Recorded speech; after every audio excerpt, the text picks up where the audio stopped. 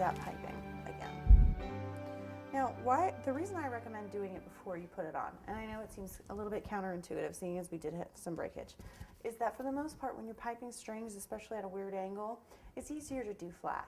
However, if you have to go back and do it, you know, my best advice is to just, not like press, see, because the string's trying to fall,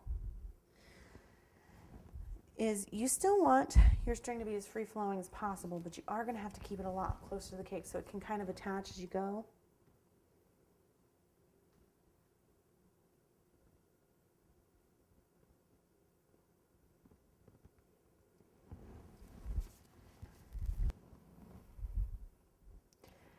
So finally, what we're going to do is we're going to add kind of our final detail to our third tier.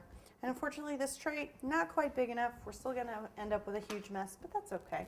What we're going to need now is you're going to need your sprinkles back, and you're going to need your royal icing glue back. And we're just going to do a really fun little detail to kind of tie in our pom-poms. The royal icing glue, a good stir, so it's nice and uniform. Now, there are a couple trains of thought on this. You can do this first so that you don't risk damaging any of your piping.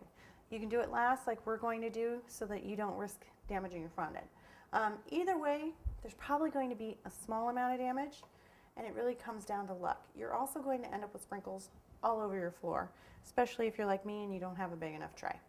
So here we go. All I'm going to do is I want to make just a little like border around the bottom. And you can make it uniform if you want. If you want it to kind of come up on the sides to be a little bit more like snow, you can do that too. It's really up to you at this point. It comes down to your aesthetic.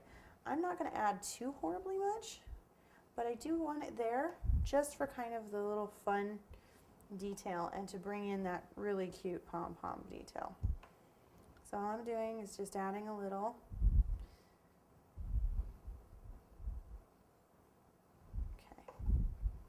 And like I said, if you want to go through and make it a little bit taller up on the sides or down on the bottom, that's cool, however you want to do it. There we go. And then all you're going to do is take your sprinkles and just kind of go along and sprinkle.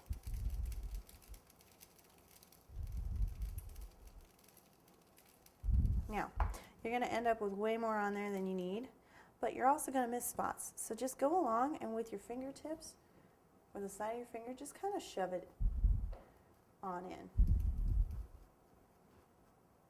And then it'll start sticking to that royal icing glue. And it's a really cute, kind of fun little detail. And I'm just going along with my fingertip and trying to get off some of that extra.